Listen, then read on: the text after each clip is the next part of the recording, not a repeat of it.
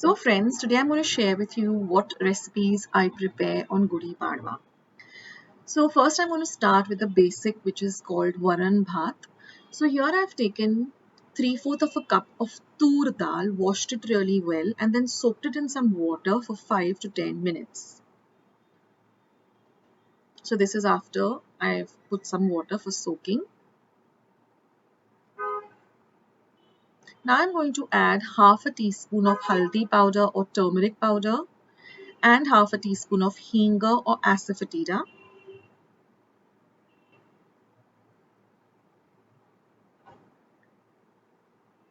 Little bit of salt to taste. So this is the uncooked tur dal. Now I'm just going to mix everything well and I'm going to pressure cook this for one whistle on high and then let it simmer for 10 minutes. I'm also going to be cooking some rice in the cooker. So I've just washed about 1 cup of rice really well, soaked it in 2 cups of water, and we're going to cook both of that together in the pressure cooker.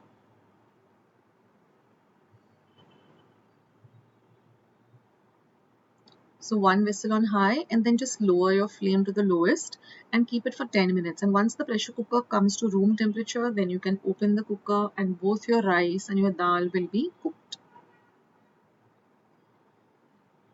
So Varan Bath is generally made, for any Maharashtrian festival day, be it Diwali, Padwa, Dasera, anything. This is a typical Maharashtrian, meal that we have. And now you can see that once the cooker has cooked, I've taken it out so the dal looks like this. But we wanted it to be a very smooth consistency. So we're going to use something called a ravi, which is a wooden whisk, a traditional wooden whisk. And we're going to nicely whisk it. And the dal has to be nice and soft and cooked. And so whenever I use the whisk like this, you can see that it all comes together and becomes like a soup consistency. Nice and thick. Now, since Gudi Padwa is in the month of April, mostly in the summer months, we are also going to be making some amras puri. Now I'm going to transfer this varan that I made. So now the cooked dal is called varan. So I'm going to add that to another vessel, and I'm just going to put some water in the vessel in which we cook the dal, and add that to. Now you can have your varan to a very thick consistency or a thin consistency. It all depends on how much, how you like your varan. At our home, we like it to be of a thicker consistency. So now after adding the water from the vessel in which we cook the dal, I'm just going to stir everything nicely together. You should have a very clear consistency like this. Now I'm just going to add a few ingredients which will make this varan really, really tasty. So I'm going to add some gur or jaggery or jaggery.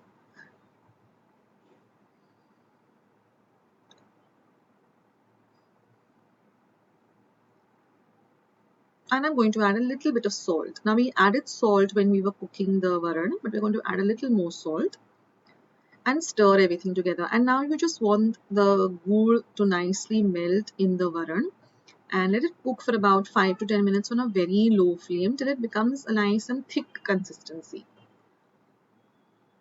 Now the traditional way to have Varan Bath is, after you cook the rice, you take a small vati or a bowl, you coat it with a little bit of ghee or toop. You put the rice inside, press it down, and then turn it over on your plate, and that becomes a mood.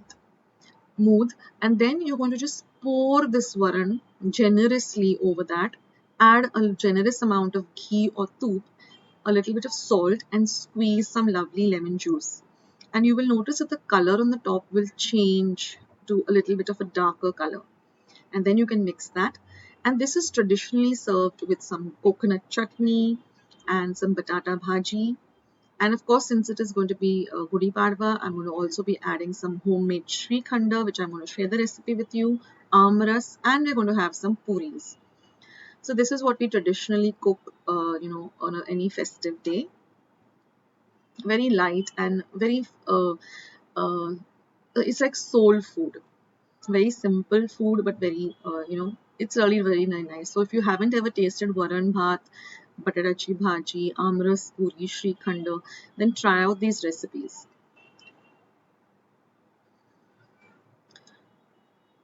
So now I'm going to share with you all how I prepare my batata bhaji and the rest of the other recipes. Hi friends, this is Akshita here with yet another quick and delicious recipe. Today I will be showing you how to make some potato bhaji. So let's go through our ingredients. Here I have about 3 medium-sized potatoes boiled and cut into small cubes. They have to be small and cut evenly so that our masala coats each and every potato well. Here I have got a paste which I have made using about 3 light green chilies, half an inch of ginger and some curry leaves. I have put them in the mixer pot and made a fine paste. Then we require the juice of 1 lemon. We require some coriander for garnish. In our spices, we require 1 teaspoon of mustard seeds or mohri, 1 teaspoon of cumin seeds or jeera, 1 teaspoon of asafoetida or hing, and about half a teaspoon of turmeric powder or haldi. Then you require some salt and a little bit of sugar to taste. So let's start making this potato bhaji. Now here I have some oil heating in a pan. First we'll go in 1 teaspoon of mohri or mustard seeds. When they begin to splutter, we'll add in 1 teaspoon of cumin or jeera,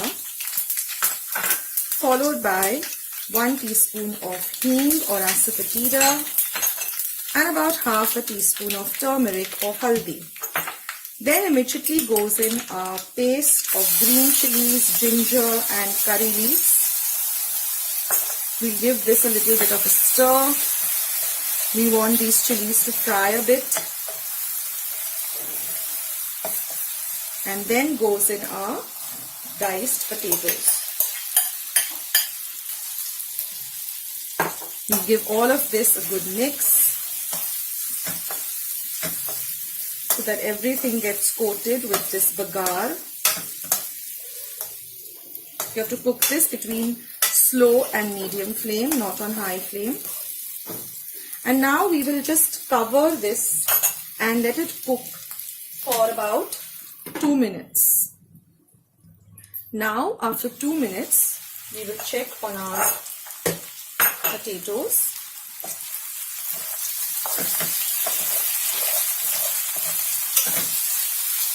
Now we will add in some sugar and salt to taste.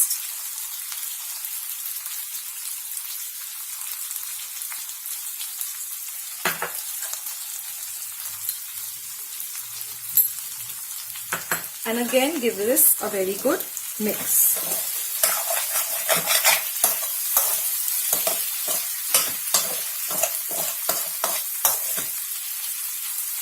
Again we will cook this for another 2 minutes. Now it has been another 2 minutes. Our potato bhaji is all ready.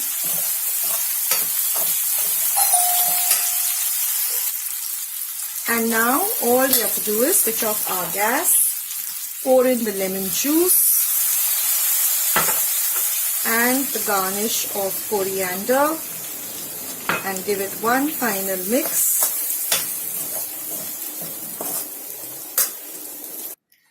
And here you have it friends, the delicious yet simple potato bhaji or batata. To make this Shrikhand, we need something called chakka, and for that we need yogurt. Now to make homemade yogurt, just take a little bit, quarter teaspoon of homemade fresh yogurt and add it to half a liter of warm fresh milk. And then we're going to set this aside for at least minimum of 10 hours to set. And after that you will see that your dahi is all ready, all set and nice and thick. Now we're going to keep a sieve on top of a regular vessel.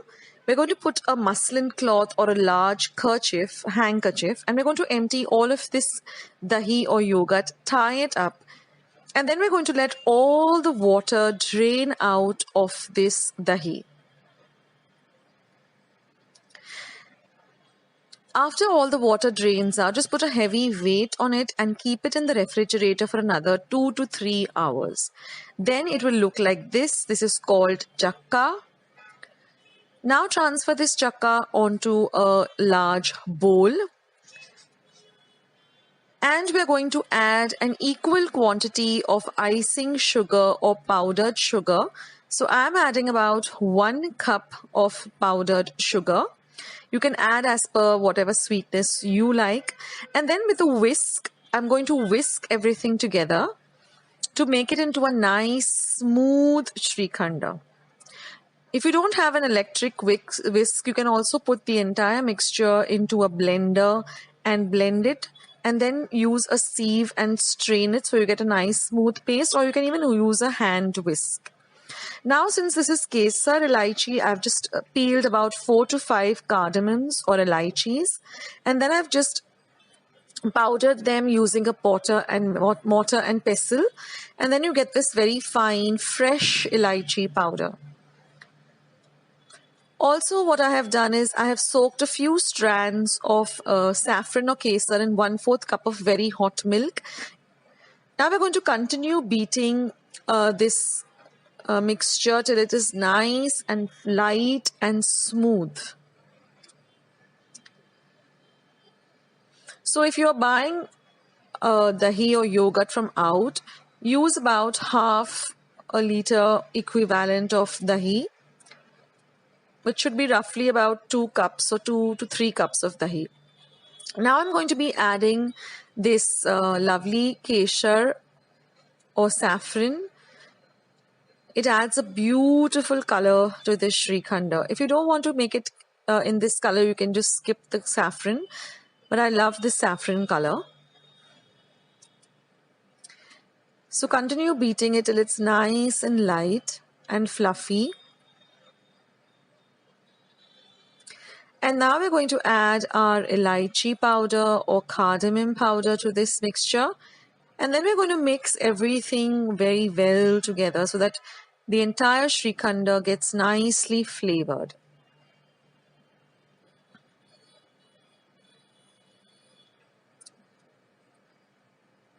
So give everything a good mix.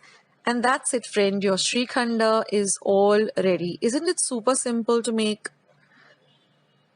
It's so delicious. It goes so well with some hot puris. I like to eat it just like, just like that. After a meal, just a cup full of it. And it's so, so yummy. So I hope you like today's interesting, short and sweet recipe. And I hope you give it a try. And do let me know in the comments box below as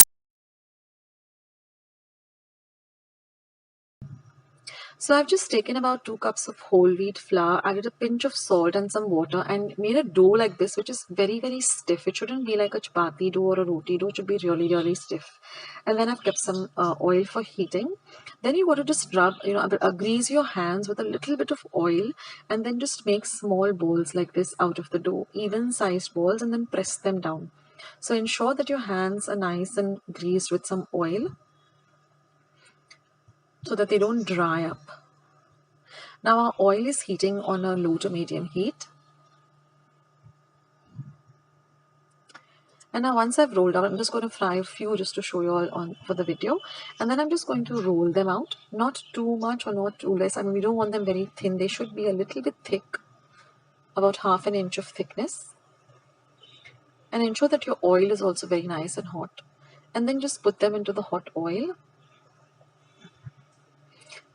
And then just press them down like this so they start to puff up. And once they puff up, just turn them over so that they get evenly fried on both sides till they're nice and golden brown in color. So you don't need to add anything. It's just plain whole wheat flour with a pinch of salt You can even skip the salt if you don't want to have too much of salt, and just add a little water at a time and make it into a very, very firm dough. And then just drain all the excess oil of the puris onto a kitchen napkin once they're nice and fried. So today we had this patar bhaji with puris, and we had some amras at hand. So we had that too. So it was a real treat. So do try out these, this recipe of patar bhaji and puris, and do let me know in the comments section below how you liked it. I would love to hear from you. Thank you guys for watching. I'll catch you soon.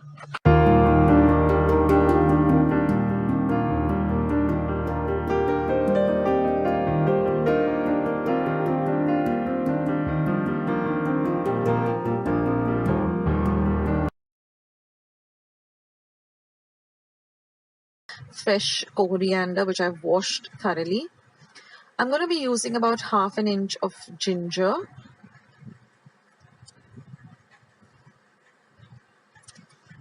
I'm going to use about 2 large cloves of garlic, the juice of half a lemon, and I'm going to be using 4 to 5 light green chilies. Now, depending upon how spicy you would like it, you can alter the number of chilies. So just chop up the chilies.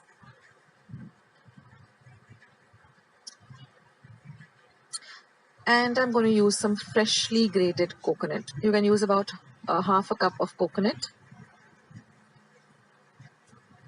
And a little bit of sugar to taste, just a pinch of sugar. And some salt to taste. And we're going to put everything into our blender. Add just about a quarter cup of water. And we're going to grind all of this to a smooth paste. I love this light green color, smooth mango pulp at home. So here I've taken 2 medium-sized Alfonso mangoes, wash them really well, pat them dry. Now I'm going to cut off the tips or the top of the mango and discard that. Now there are many ways of getting mango pulp. This is just one of the ways. Then I'm just going to cut the sides like this.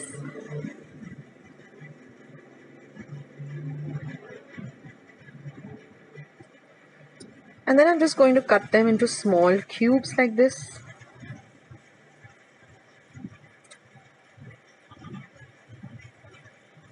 And then the Bhaat or the seed, I'm just going to take off the peel, and using a spoon just scrape up as much pulp as I can.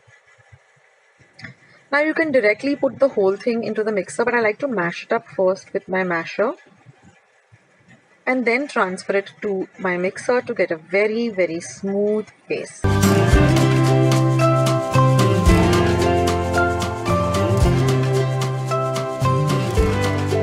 Like this, then don't forget to leave this video a big thumbs up.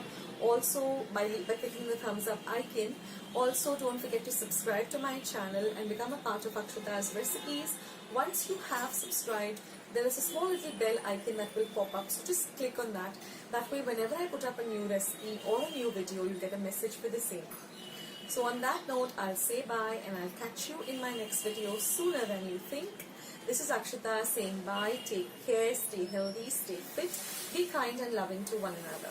So till we meet again, bye.